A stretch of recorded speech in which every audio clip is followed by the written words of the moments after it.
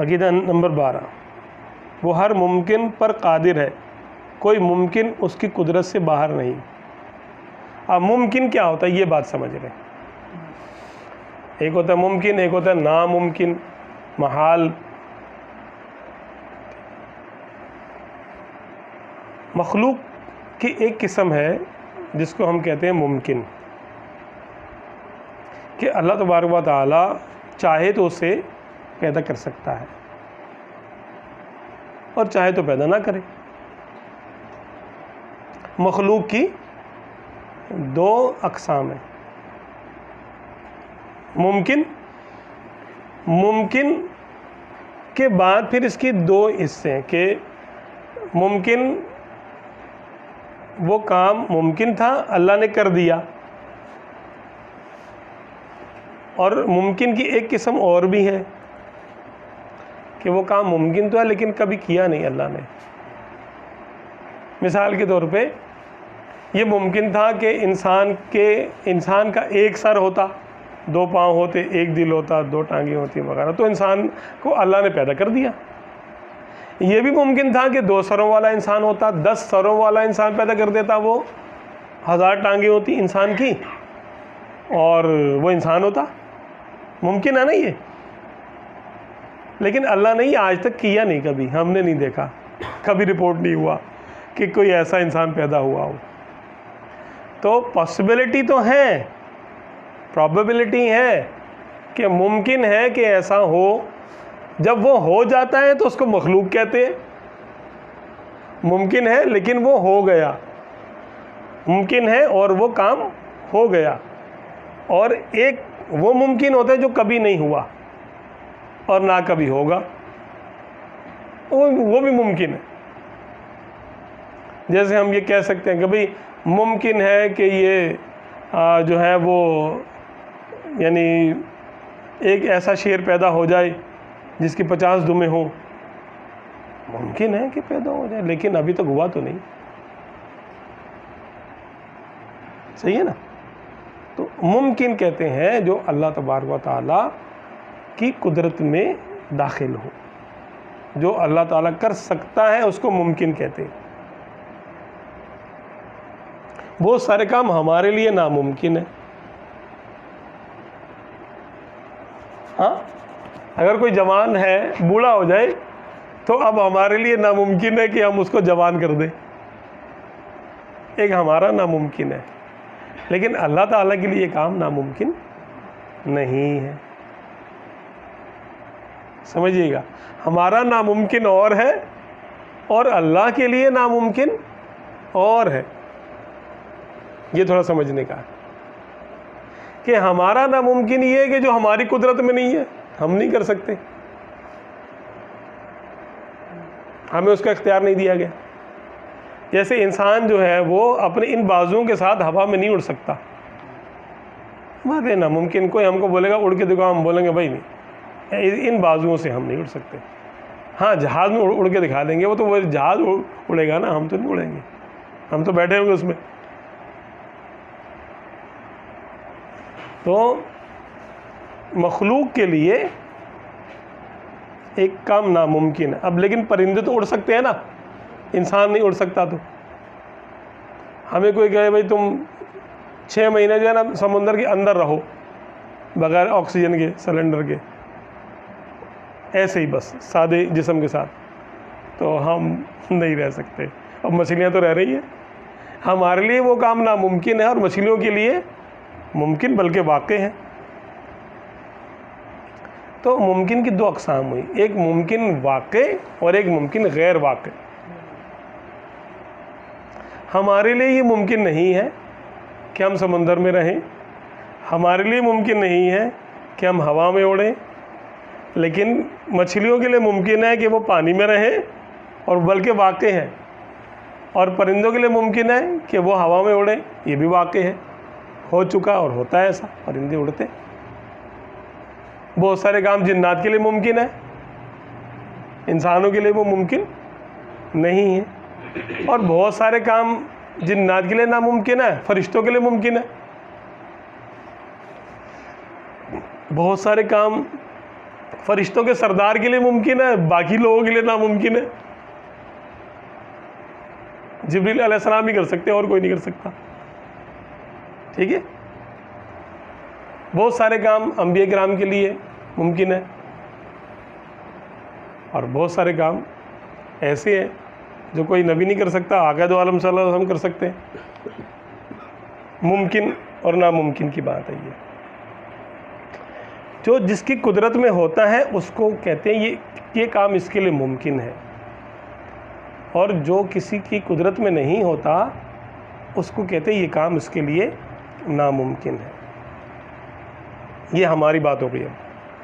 اب ہم اس فارمولے کو اللہ تعالیٰ کے لیے کی معرفت کے لیے استعمال کرتے ہیں کہ جو کام اللہ تبارک و تعالیٰ کے لیے ممکن ہے وہ ہم اس کو اللہ کے لیے ممکن کہیں گے، جو اس کے لیے ناممکن ہے وہ اس کو ہم ناممکن کہیں گے. اس کے لیے بھی ناممکن ہے بہت ساری کام. اب آپ بولیں گے یار اللہ کے لیے کیا چیز ناممکن ہوگی؟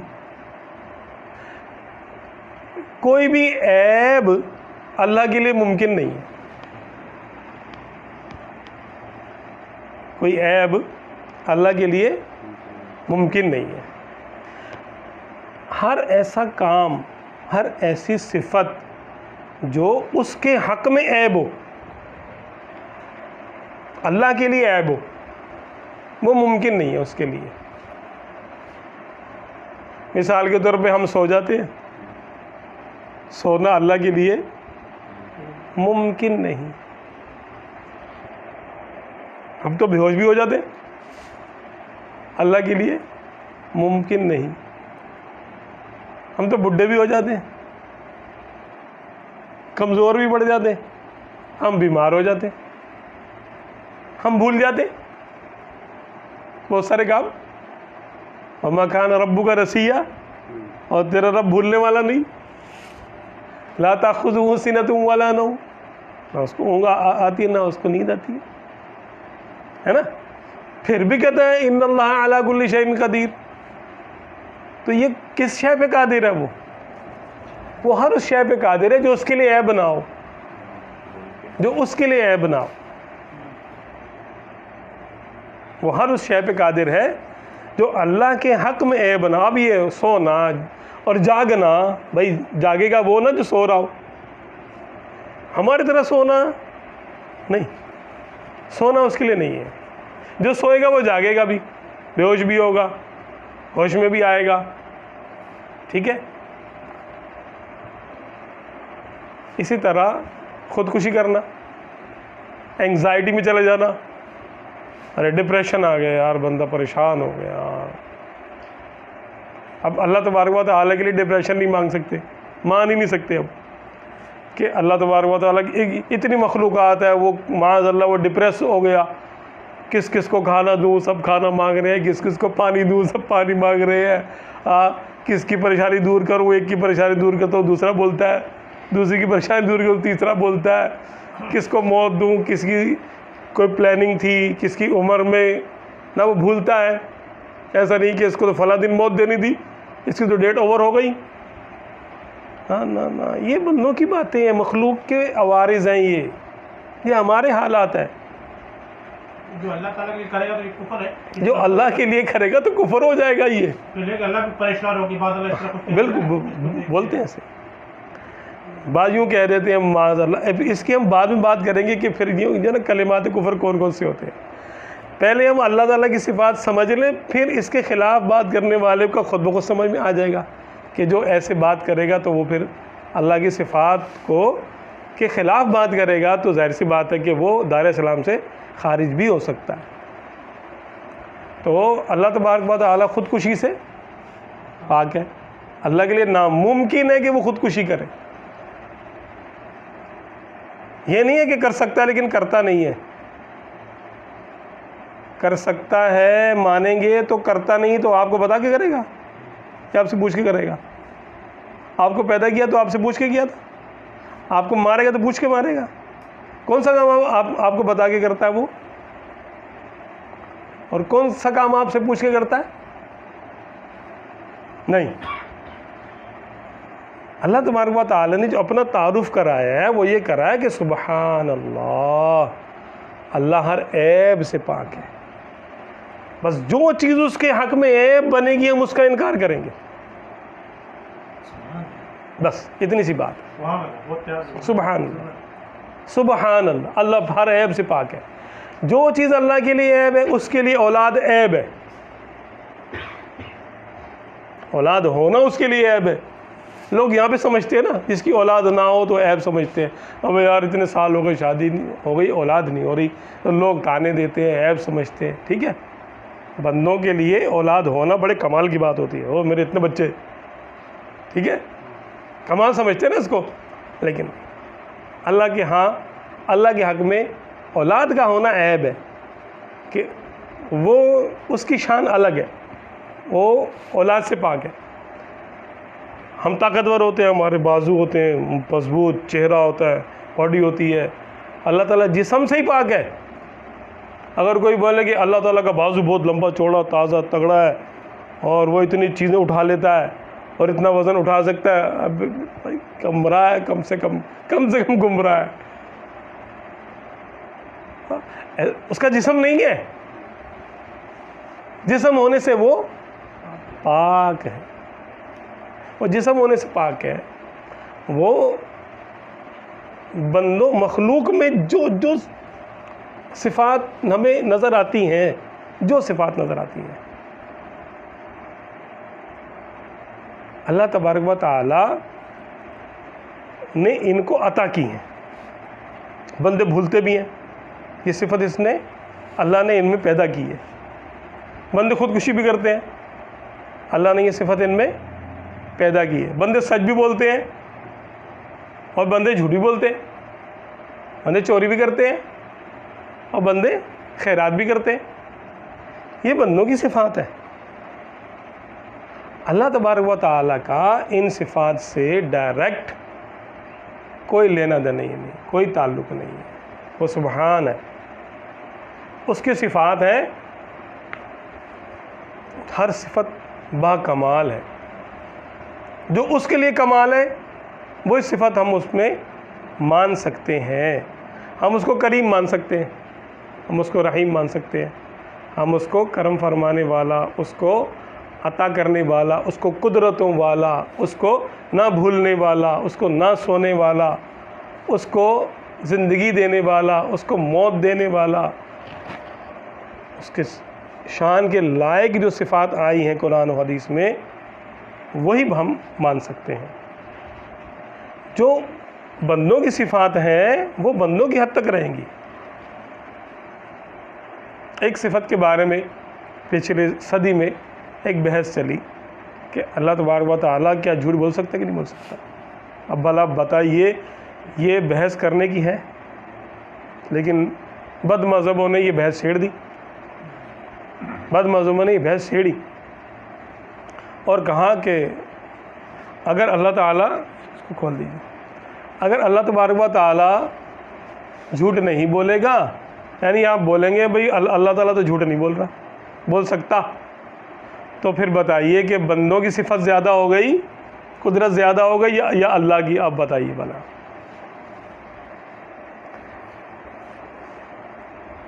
عوام کو بیوقوف بنا دیا، کتابوں میں لکھ دیا. اس کی بحث چلی، پچھلے صدی کی بات ہے، 1800 کچھ میں یہ بحث چلی. تو اعلیٰ حضرت رحمۃ اللہ علیہ نے اس پر کتاب لکھی اپنے دور میں، سبحان صبح، کہ اللہ تبارک و تعالیٰ کی پاکیزگی کا بیان، اور اس میں دلائل کے انبار لگائے. آج تک اس کے کوئی جواب نہیں آیا، ایک دلیل کا بھی جواب نہیں آیا. بد مذہب خوارج کی طرف سے یہ آئی تھی بات، یہ بحث آئی تھی، کیونکہ یہ خوارج یہ مانتے ہیں کہ اللہ کا جسم ہے. ابن تیمیہ اور اس کے حواری مانتے ہیں کہ اللہ کا ایک جسم ہے، بہت بڑے انسان کی طرح ہے وہ، اور وہ عرش پہ کبھی بیٹھتا ہے، کبھی وہ کرسی پہ بیٹھتا ہے اور عرش پہ لیٹتا ہے. بھائی تم کو کس نے بول دیا؟ تم نے دیکھا دیکھے جا کر؟ قرآن و حدیث کی آیتوں اور احادیث کا غلط مطلب لے کر اہل سنت سے الگ ایک نظریہ قائم کر لیا اور گمراہ ہو گئے، گمراہ ہو گئے۔ تو پھر اعلیٰ نے فرمایا کہ اگر تم یہ کہتے ہو کہ وہ جھوٹ بول سکتا ہے اور اگر نہیں بولے گا تو بندے تو بولتے ہیں، تو بندوں کی قدرت زیادہ ہو گئی۔ حالانکہ یہ بات نہیں ہے، سمجھانے کے لیے بتا رہا ہوں۔ یہ دیکھیے کہ اللہ تبارک و تعالیٰ نے بندوں کو جھوٹ بولنے کی قدرت دی ہے نا، سچ بولنے کی بھی دی ہے اور جھوٹ بولنے کی بھی قدرت اللہ نے تو دی ہے بندے کو۔ تو بندوں کی قدرت تو اللہ کی قدرت کے ماتحت ہے، تو بندوں کی قدرت اللہ کی قدرت سے کیسے بڑھ گئی؟ یہ سمجھ میں نہیں آ رہا ان کو۔ بھئی اللہ تبارک و تعالیٰ نے بندے کو سچ بولنے کی بھی طاقت دی اور جھوٹ بولنے کی بھی طاقت دی، چوری کرنے کی بھی طاقت دی اور خیرات کرنے کی بھی، قتل کرنے کی بھی طاقت دی، ٹھیک ہے، ظلم کرنے کی بھی طاقت دی اور معاف کرنے کی بھی۔ اب بندہ تو ظلم کرتا ہے، تو کیا اللہ تعالیٰ کے لیے بھی مانیں گے کہ بندے تو ظلم کرتے ہیں، اگر اللہ نہیں کرے گا تو بندوں کی قدرت زیادہ ہو جائے گی، اللہ کی کم مانیں گے؟ یہ کیا بات ہو گئی؟ یعنی ایک گمراہی کا پھاٹک کھولا تو سارے خدا کے صفات کا انکار ہو گیا گویا کہ بندے چوری کر سکتے ہیں اگر اللہ تعالیٰ چوری نہ کرے تو پھر یہ بولیں گے کہ بھائی قدرت میں بندے تو پھر زیادہ ہو گئے، اللہ کی قدرت زیادہ ماننی پڑے گی ہمیں بندے کی قدرت، کیونکہ وہ تو چوری بھی کر رہا ہے، خدا تو چوری نہیں کر سکتا، چوری پر ہی کیا شادی کر سکتے بندے؟ ہاں اللہ تعالیٰ کے لیے مانیں گے؟ انسان یا جانور اولاد کو جنم دے سکتے جسمانی طور پر، اللہ کے لیے ایسی بات مانی جا سکتی ہے؟ تو پھر کہاں گئی قدرت؟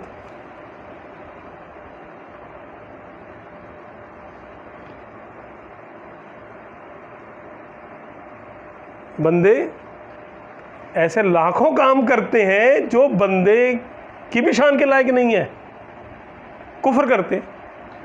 اچھا بندے بتوں کو پوجتے ہیں، اللہ نے ان کو یہ طاقت دی ہے کہ چاہے تو خدا کی پوجا کرے چاہے تو بتوں کو، مانے یا نہ مانے مرضی ہے نا، اختیار دیا نا ان کو بندوں کو۔ تو بندے اللہ کی دی ہوئی طاقت سے بتوں کو بناتے بھی ہیں، ان کے آگے سجدہ بھی کرتے ہیں، ان کے آگے چڑھاوے بھی چڑھاتے ہیں، سارا کچھ کرتے ہیں نا۔ تو کیا اللہ تبارک و تعالیٰ کے لیے یہ بات مانی جا سکتی ہے؟ نہیں مانی جا سکتی نا۔ کیوں نہیں مانی جا سکتی؟ کہ اگر ہم اس کو یہاں رکھیں کہ قدرت میں ایک قدرت کو بچانے آپ جائیں گے تو اللہ تبارک و تعالیٰ کی سبحان ہونے کی صفت ختم ہو جائے گی کہ وہ ہر عیب سے پاک ہے۔ اب ہر عیب آپ کو ماننا پڑے گا اس کے اندر، وہ اتنے عیب جس خدا میں ہوں گے، کبھی وہ بھولتا ہے معاذ اللہ معاذ اللہ، میں اللہ کی بات نہیں کر رہا ہوں، ایسا فرضی خدا جو بھول بھی سکتا ہو، جو خودکشی بھی کر سکتا ہو، جو جھوٹ بھی بول سکتا ہو، دھوکہ بھی دے سکتا ہو، فریب بھی کر سکتا ہو، چکر بازی بھی کر سکتا ہو، جو انسان کے کام ہے، واش روم بھی جا سکتا ہو، انسان جاتا نا، پیشاب غلاظت سب اس کے پیٹ میں ہوتی ہے، بلکہ ہندو تو پیشاب بھی پیتے گائے کا۔ کہاں تک کریں گے بھائی، کہاں تک قدرت کو ثابت کریں گے؟ تو جہال کے بارے میں آتا ہے کہ جاہل جب علم کی بات کرے گا کوئی نیا فرقہ پیدا کر دے گا، مسئلہ یہ کیونکہ یہ اہل سنت سے ہٹ کے بات کی انہوں نے تو گمراہی کا پھاٹک کھول دیا۔ اتنے عیب خدا کی ذات میں پیدا کر دیے معاذ اللہ کہ جس کا تصور سے بندہ لرز جاتا ہے، یار یہ باتیں خدا کے لیے مانی جا سکتی ہیں؟ تو اہل سنت و جماعت کا موقف اس میں یہ ہے کہ بھائی سبحان اللہ، اللہ ہر عیب سے پاک ہے، ہر اس چیز کا اللہ سے ڈائریکٹ تعلق نہیں ہو سکتا، ڈائریکٹ اس کی قدرت سے اس کا تعلق نہیں مانا جا سکتا جس میں اللہ کے لیے عیب کا معنی آتا ہو۔ جھوٹ میں اللہ کے لیے عیب کا معنی ہے، بندے جھوٹ بولتے ہیں، اللہ نے بندوں کو سچ اور جھوٹ بولنے کی طاقت دی ہے، لیکن وہ خود جھوٹ بولنے پر قدرت نہیں مانیں گے اس کی۔ بندے چوری کر سکتے ہیں، اللہ نے طاقت دی ہے، لیکن اللہ تعالیٰ کو چوری پر قادر نہیں مانیں گے، کیونکہ چوری تو دوسرے کا مال لینا ہے۔ اب خدا کیسے دوسرے کا مال لے گا؟ کیا کوئی دوسرا ہے؟ کون ہے دوسرا؟ اسے کون منع کرے گا؟ نہیں، دوسرا ہے کون؟ جس سب کچھ تو اللہ کا کائنات میں، تو دوسرا کوئی ہے کہ جس کی کوئی چیز ہو کائنات میں؟ دوسرا کوئی ہے ہی نہیں کہ جس کی چیز ہو، تو دوسرے کی چیز لینا چوری ہے نا، تو وہ کس کی چیز لے گا؟ پیدا ہونا، مر جانا، خودکشی کر لینا، پاگل ہو جانا، یہ بندوں کے عیب ہیں، بندوں کے لیے بھی یہ باتیں عیب ہیں، خدا کے لیے مانیں گے کیا؟ اللہ تعالیٰ ہر عیب سے پاک ہے۔ بس ہم اس کے جواب میں یہی کہتے ہیں کہ نص قطعی ہمارے پاس ہے کہ اللہ تعالیٰ ہر چیز پر قادر ہے، یعنی ہر چاہے پر قادر ہے، جو چاہتا ہے وہ کر سکتا ہے، کیونکہ عربی میں شاء یشاء شیئا و مشیئتاً، چاہنے کا معنی ہے، یہ چاہنا۔ کیا ہم کہتے ہیں نا ان شاء اللہ، اگر اللہ نے چاہا، ما شاء اللہ، جو اللہ نے چاہا۔ شاء کا معنی ہوتا ہے چاہنا، تو جو اللہ نے اپنے لیے چاہا وہ اس کے لیے ممکن ہے، اس کو ہم اس کے لیے ممکن کہتے ہیں، اور جو اس نے صرف بندوں کے لیے چاہا تو وہ بندوں کے لیے ممکن ہے۔ سادہ سی بات تھی، لیکن اس کو انہوں نے آیت کا مفہوم چینج کر کے اہل سنت سے ہٹے، تو ظاہر سی بات ہے گمراہی کا پھٹک کھلا ہوا تھا، اس میں گھستے چلے گئے، آپ کسی سوال کا جواب ہی نہیں دے سکتے، کسی سوال کا جواب دے نہیں پائیں گے۔ اب اعلیٰ حضرت رحمۃ اللہ علیہ نے اتنے سوال قائم کیے، آج تک کسی کا جواب نہیں آیا، سبحان صبح میں۔ تو اللہ تبارک و تعالیٰ کی صفات، ہر صفت کمال والی ہے، اور جس صفت میں کوئی کمال نہیں ہوتا اللہ تعالیٰ اس سے پاک ہے، وہ اللہ کے لیے عیب ہے۔ جیسے کاتب ہونا، لکھنا، قلم سے لکھنا، اللہ تعالیٰ کھلاتا ہے بندوں کو، رزق دیتا ہے، لیکن جیسے ماں کھلاتی ہے ویسے نہیں، ماں تو دودھ پلاتی ہے، چمچے سے کھلاتی بھی ہے۔ اللہ تعالیٰ کے لیے یہ بات نہیں کہی جا سکتی کہ وہ کسی کو چمچے سے کھلائے گا، ہاتھ سے پکڑ کے یہ لکھا لے میرے بندے، یہ بات نہیں کہی جا سکتی۔ وہ کھلاتا ہے اپنی شان کے مطابق، اس کی ہر صفت کو ہم کہتے ہیں وہ اپنی شان کے مطابق ہے، اپنی شان کے مطابق۔ بندے وہی کام کرتے ہیں تو اپنی شان کے مطابق کرتے ہیں، اپنی حیثیت کے مطابق کرتے ہیں، بندے بھی کھلاتے ہیں۔ بندوں میں اس نے اپنی قدرت کی اور اپنی صفات کی جھلکیاں رکھی ہیں تاکہ اس کی پہچان ہو سکے، اس کی پہچان ہو سکے۔ یہ نہیں ہے کہ بندے چھوٹے چھوٹے خدا ہیں، وہ بڑا خدا ہے، بالکل مائکرو اور میگا، ایسا نہیں ہے۔ بندے مائکرو خدا اور وہ میگا، ایسا نہیں ہے، اس کا مخلوق سے کوئی تعلق نہیں ہے، وراء الورا ہے، اس کے جیسا کوئی نہیں ہے۔ تو یہ بات سمجھنے کی ہے کہ اللہ تبارک و تعالیٰ کے حق میں جو بات عیب ہے، وہ بات اللہ کے لیے ممکن نہیں مانی جا سکتی، اس کی قدرت میں شامل نہیں مانی جا سکتی۔